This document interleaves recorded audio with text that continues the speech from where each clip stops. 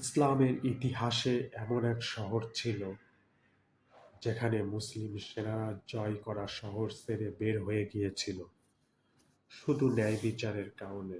শহরটার নাম সমরকান্দ। সমরকান্দ ছিল মধ্য এশিয়ার বিখ্যাত ও সমৃদ্ধ শহর। এই শহরটি মুসলিমদের হাতে আসে উমাইয়া খেলাফতের সময়, বিশেষ করে খলিফা ওমর ইবনে আব্দুল আজিজ রহমাতুল্লাহ আলাইহির যুগে। এই ঘটনার ন্যায় বিচার ইতিহাসে সবচেয়ে বেশি আলোচিত হয়।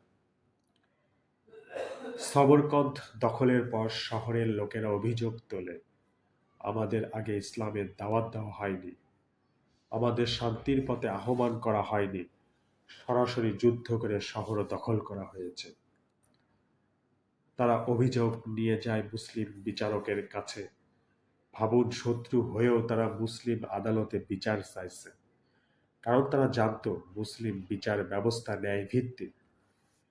বিচারক তদন্ত করলেন, সেনাপতিকে জিজ্ঞাসা করলেন, তোমরা কি আগে দাওয়াত দিয়েছিলে? কারণ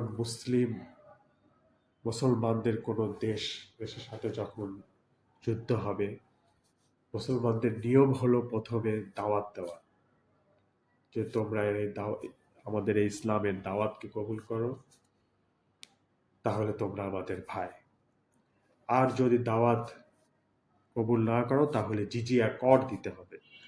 আর যদি এটাও তোমরা দিতে অস্বীকার করো তাহলে তোমাদের সঙ্গে আমাদের মোকাবেলা। তো এটা ছিল মুসলমানদের বৈশিষ্ট্য।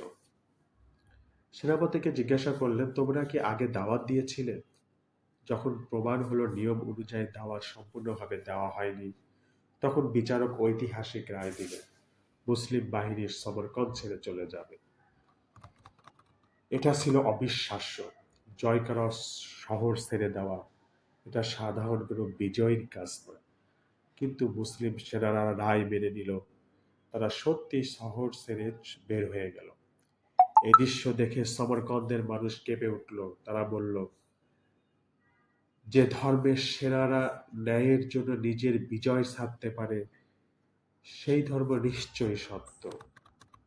আর এভাবেই সমরকন্দ বিজয় প্রমাণ করল, ইসলাম শুধু তলোয়ারের ধর্ম নয়, ইসলাম হলো ন্যায়, সত্য আর আদর্শের ধর্ম, যাতে মানুষ জানে ইসলামের আসল সৌন্দর্য।